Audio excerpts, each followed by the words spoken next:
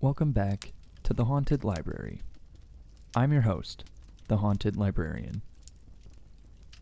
Tonight, we take a look into the dark reaches of society, where things are so well hidden from the normal world, we don't even know they're being hidden.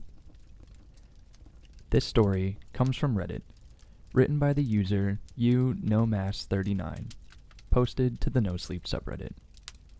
If you would like to support them and their writing, please give them a follow and like this story on Reddit to show your appreciation. With that being said, take this moment to sit back, relax, and enjoy the story. If you met me on the street and asked me what my job was, I would tell you that I work from home, consulting for an industrial laundry company. That is, after all, the cover story I had been provided with. The reality, my job is even simpler. Every Friday night, I dress up nice, report to a certain theater downtown, have a seat, and watch a performance. That's it. All it takes is a couple hours out of my week, and I end up making 6 figures a year with every benefit you could possibly ask for. I know. It sounds too good to be true. Pretty much anybody on the planet would kill to have a job like mine. At least, perhaps, until they find out just what kind of performances I'm made to attend. Before I start, though, I need you to keep in mind that I'm a good person. I donate thousands to the Rainforest Fund out of every paycheck, and me and my kids volunteer at the food bank weekly. I'm a devout believer, and I'm going to heaven when I die. After all, I myself have never hurt anybody, never raised a hand to injure any living soul. How could you possibly call me a sinner, when all I ever do is watch? It started about 3 years ago, when their job offer found me when I was at my most desperate. All I was told was, every Friday night, I would attend a performance at my city's fanciest theater. That was it. I was baffled at first. What the hell do I know about theater? Or ballet or orchestras? Had they gotten me mixed up with some big-shot critic? During our talk on the phone, however, they politely reassured me that no critical ability would be required. All we ask, they said, is for you to be there to bear witness. Everything about it screamed scam. But I figured, what the hell? Worst case scenario, I listen to a pitch for some MLM or timeshare, politely decline, and then walk out with some pocket money. I was baffled when I pulled up to the theater. Dozens, maybe even hundreds of people were streaming in, all in nice suits and gorgeous gowns. I'd thrown on the fanciest clothes I could afford, yet I still felt severely underdressed. The theater was totally rented out by my employer, and only my fellow coworkers were allowed in. How much could it have cost to hire such a massive crowd just to attend this one performance? Who could possibly bankroll something like this? I tried to empty my mind and simply merge into the human tidal wave flowing through the doors.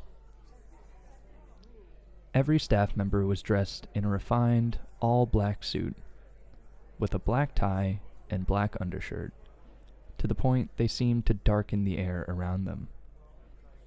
Each wore a white comedy mask, the neoprene stretched into a grin of perpetual laughter, which struck me as almost mocking. They demanded that we hand over all electronic devices, even patting us down and running a metal detector over us. Then they reminded all attending not to leave their seats under any circumstances during the performance, recommending we take bathroom breaks before the show started, and to remain quiet and to keep our eyes open. They kept repeating the same mantra: no distractions, no diversions, no lapses in concentration. Remember, you are here to bear witness. If I'd been alone, I would have left right then and there. There was a tickling in the back of my brain, some primate part of me screaming that there was something terribly wrong here. But mob mentality is a hell of a thing. Everybody else seemed calm, nonplussed, handed their phones over without a fuss. There were a few holdouts, probably other newbies like me, but eventually they too relented. If everyone else is going along with it, I figured, why shouldn't I? Who wants to be the one, single, paranoid bastard who misses out on an easy paycheck? Stepping into a gorgeous theater, like something out of 3 centuries ago, I was most struck by the make of the stage. It looked like the back action of a piano. Strange levers and mahogany hammers, looking like fingers manipulating countless lines of piano wire, some over a dozen feet long. All the taut wires stretched in bizarre formations across the stage reminded me, somehow, of a spider's web.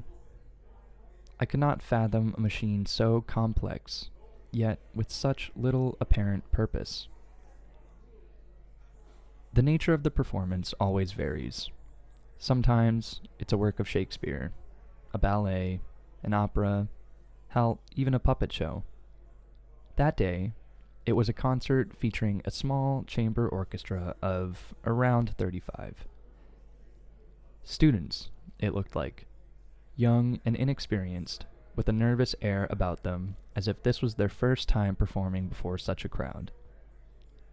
Mostly a string section, plus one of each woodwind, and just a couple each on horns and percussion.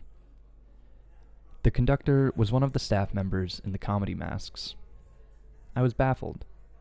Who would put forward this much cash just for a small, green orchestra to play in such a massive, prestigious venue? One of them must be a billionaire's kid, I figured. It was the only explanation. This, I've since realized, is always the best part. The beginning of the performance. When you can, if you try, lose yourself in the display and pretend everything is okay, that it's all normal. It was best on those lucky days when the performers on stage were completely unaware of just what sort of danger they were in. That always makes it easier for everybody. On that first day, I was as oblivious as they were, and simply enjoyed the music. Maybe some snob of the orchestral arts would hear their amateurish mistakes, but to my untrained ear, they sounded just fine. Pleasant, even. But one question began to worm its way into my head. A small nagging at first, which crescendoed into a hammering on the inside of my skull. How much time has passed? At a certain point, I suspected the intermission was long overdue. But there are no windows, and I had to part with my electronic wristwatch at the door. So, really, getting any sense of time was impossible. I dismissed it as my lousy attention span at first. But eventually, others began taking notice. No one dared speak, but among the fellow newbies, I noticed furrowed brows and sideways glances, confused and concerned. The performers seemed to be getting restless as well, whispering and gesturing to each other, and the conductor, who never ceased his robotic, sweeping motions of his gloved hands. It must have been 2 hours by then, if I had to guess, and they were starting to look exhausted, dehydrated. Some even looked as if they were about to quit playing. Continue performing. In a moment, all of the piano wire loudly reverberated and stretched taut with the movements of those mechanical contraptions on stage, as the whole thing bristled and tensed as though it were a living thing. And that voice, cracking like thunder, seemed to emerge from the stage itself, with a mechanical roar like the grinding of metal on metal. That seemed to frighten them into submission for a while. It wasn't until a half hour later that my life changed irreparably. They'd been playing a quiet sonata, so everybody could hear the sudden, accompanied by a pained yelp. My eyes leapt to one of the violinists. One of her strings had broken, and happened to snap her right in the eye. I could see the streak of scarlet bifurcate her pupil, before the emerging blood replaced the entire eye with a thick red. She stood, clutching a hand over her eye, and blindly grasping with the other, gesturing for medical help. And as she did so, the strange lattice of levers, hammers, and pulleys all roared and clacked to life, like a bear trap being sprung. The machine's efficacy was just as sudden, just as brutal. The clockwork edifices moved like a pair of robotic arms, aiming a wire for her neck as if trying to garrote her.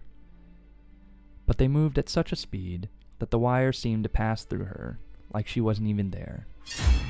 For a moment, she seemed fine, unaffected, as if nothing had happened at all. But then, things began to fall off of her. Her head severed at the neck, alongside the hand she'd been holding over her eye, and the very fingertips of her other hand with which she'd been grasping a little too high. All had been cut cleanly, with surgical precision. Time seemed to slow, as they all went clattering wetly to the floor, and the girl's body soon followed, as if it took a few moments for gravity to set in. Or perhaps for her body to realize she was dead. It happened so fast, it was hard to be properly horrified. It was more like awe, maybe. Everybody stared at the chunks of meat that had once been a promising young woman with hopes and dreams. The spider web of wires was still rumbling and shaking all around them, and the mechanical voice roared once more. Continue performing. They were given no further warnings. A few of them jumped from their seats out of sheer instinct, not even thinking. None of them made it more than a step before the wires divided them in twain. The rest just kept playing exactly as they had been, as if their brain froze at what they'd witnessed and simply ran on autopilot, until their faculties slowly returned to them and they realized that this instinct had saved their lives. Where once beauty filled the room, now the orchestra had been reduced to a discordant sound like a long, shuddering whine, like a mocking parody of music. They gripped their instruments with trembling, sweaty hands, playing just well enough to avoid stoking the ire of those quivering wires stretched taut all around them.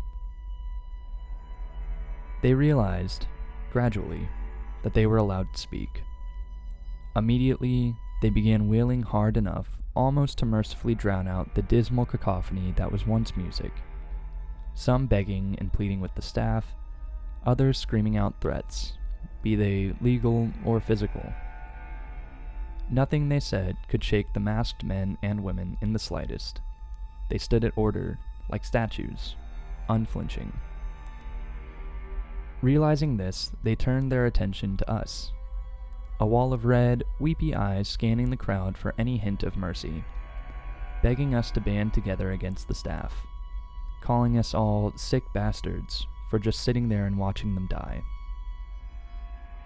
A blonde woman on violin had the most genius and cruel strategy of all. She merely began telling us about herself. Everything she could think of, poured out in between sniffles and tears. My name is Vera Hayes. That's my husband over there. She gestured to a dark-haired man on drums. He'd been the quietest, seeming to be saving his strength. We have a little girl. She's 8 years old, and she loves her mom and dad. Her name is Lucy. She loves horses, and I was saving up to maybe give her riding lessons one day. I desperately wanted to cover my ears, but knew it would be against the rules. Why can't she just shut the hell up?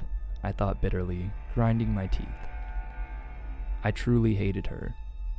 I hated her more than I'd ever hated before. But why? some dim remnant of my reason asked. She's a victim here. She's done you no wrong. But I realized I hated her because she kept reminding me she was human. Reminded me of what I was doing to her, what we were all doing to her, sitting here in complicity. And it almost worked. I almost resolved to save her. But then came the boom of a gunshot from far behind me. The shot had come from one of the tragedians standing amid the upper gallery. I was certain. I almost made the mistake of looking back. Instead, I kept my eyes locked forward and merely imagined who it was that just had their brains splattered across their seat. Had they snuck a phone in and tried calling 911? Had they tried making a break for it? Or maybe they just couldn't take it anymore and made the fatal decision to look away from the horror. I tried to distract myself by studying the impossible mechanism animating the blood-soaked piano wire. I couldn't figure it out. It was an impossible machine, existing in defiance of all basic laws of geometry, which seemed to have no means of controlling it, instead operating automatically with some malign intelligence. Perhaps it was an extension of whatever creature composed the stage itself. It was a living thing, of that much I was certain. It breathed beneath the performers, and their blood soaked into its floorboards in moments, as if consumed. After some hours, the orchestra had gone quiet, having screamed themselves hoarse. I couldn't imagine being in their shoes. Even just watching them perform was a test of endurance.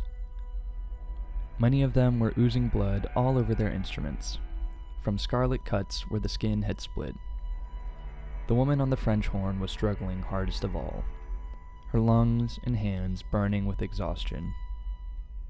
"I can't," she eventually cried out in a hoarse little wheeze, her horn slamming to the floor as her body gave out. "I'm so sorry. I can't do any." A wire passed through her flesh in an instant, and suddenly she had no mouth with which to speak, no eyes to see, no mind to think with. All of it lay splattered upon the stage, which sated itself upon the spilled vitae. Another gunshot. I quivered in my seat, sweat beading on my forehead from the terror. Somebody in the audience had looked away, and I realized I had just been about to do the same thing, had the sudden sound not knocked me out of my stupor.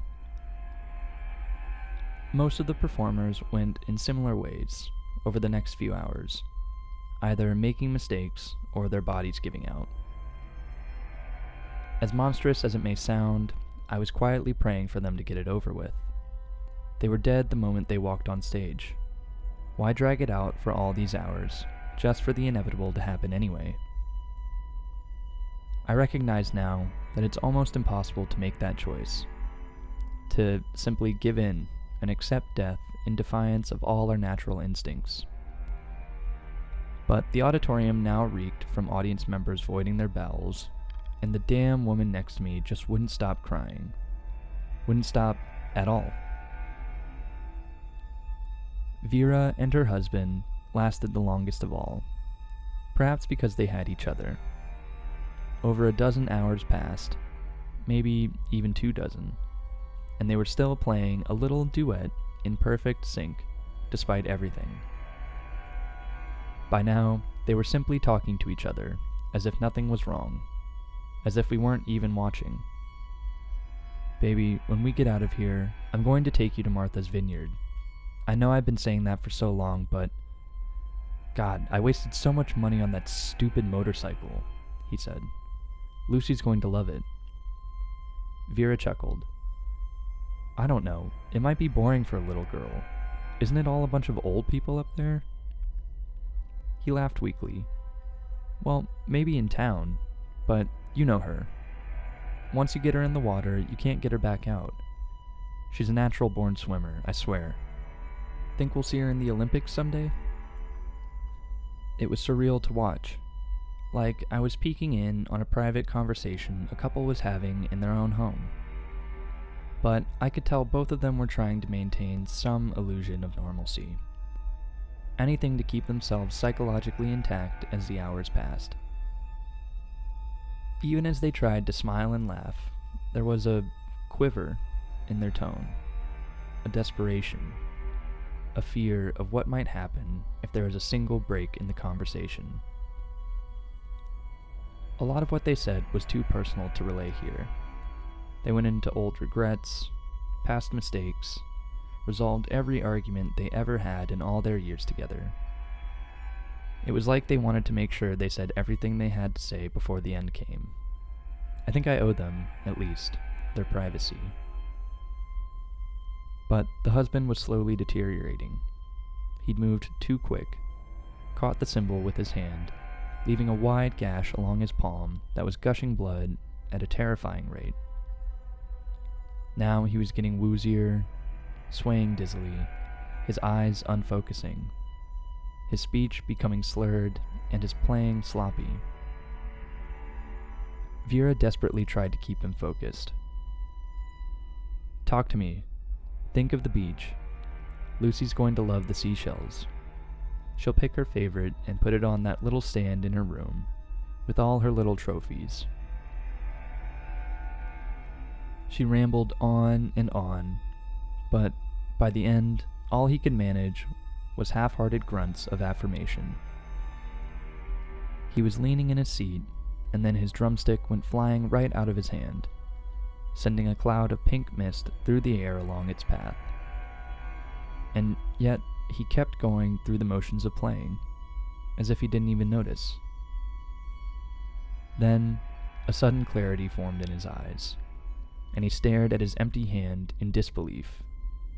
And then the piano wire was tensing and strumming all around him. And then in an instant, he was up from his seat and racing towards us. He knew it was over. He just wanted to strike out at the world if he could, one last act of defiance. He even locked eyes with me, and I'll never forget the look on his face. "Why are you watching this? You sick bastards. You sick, twisted..." He threw his remaining drumstick, and the trajectory would have delivered it right to me. But the piano wires lacerated it in midair, slicing into it from 100 different directions, until it disappeared into a cloud of sawdust.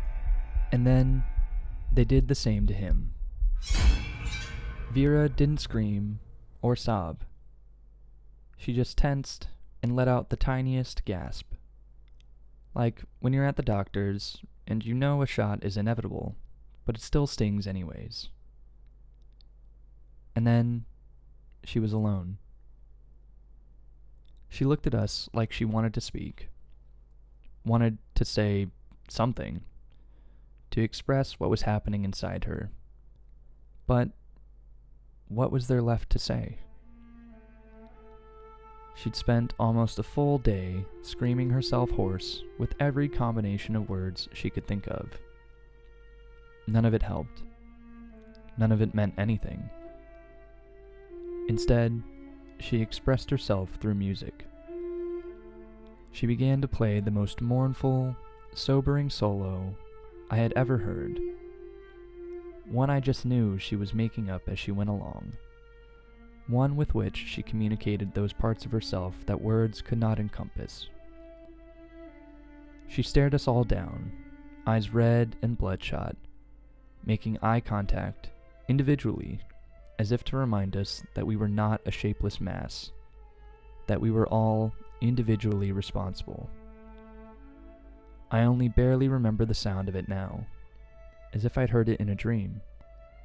And yet, even now the memory tears at my heart. She performed for what felt like an eternity, and then, in the end, she slowly, calmly, set down her violin, stood up, and took a bow. And then, she was unmade.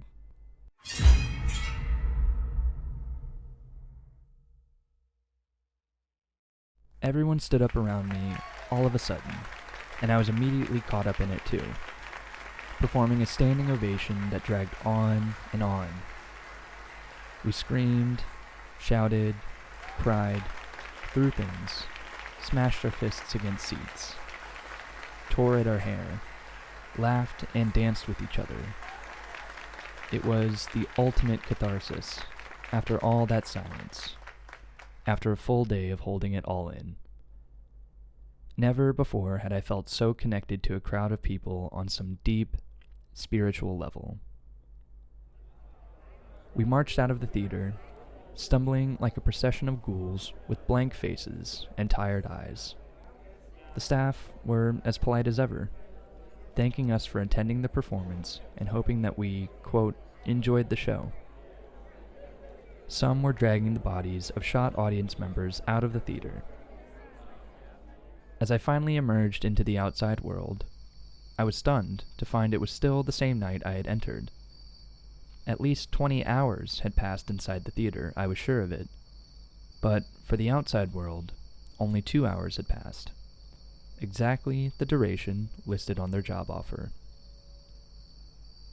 I had never been explicitly told not to reveal what I'd seen there, and now I knew why. Nobody believed me. Or worse, maybe they were covering it up. I swear, the police dispatcher laughed at me over the phone. I swore I'd never go back. I'd been part of something evil, something unfathomable, and it would haunt me forever. But the next year was one of constant desperation, debt climbing as job opportunities declined at equal rates. I held out for about a year, but eventually I gave in. And to my horror, the next performance was easier, now that I knew what to expect. And then the next was easier still, and the next. The performance is always different, but the end result is always the same. I have to remind myself that I'm not culpable for what they're doing there. All I do is watch. We watch people die every day, in the news and online. People suffering horrible fates, often in places our own countries help to destabilize. How are my actions any different, really? We all have to accept that terrible things happen in this world, and all we can do about them is either look away or look the horror right in the eye. Is choosing to look away more moral, or is it only more cowardly? And besides, wouldn't it be worse for them if there wasn't an audience? If they had to die there, in the dark, alone, no one seeing, no one caring, no one remembering. After all, someone has to bear witness.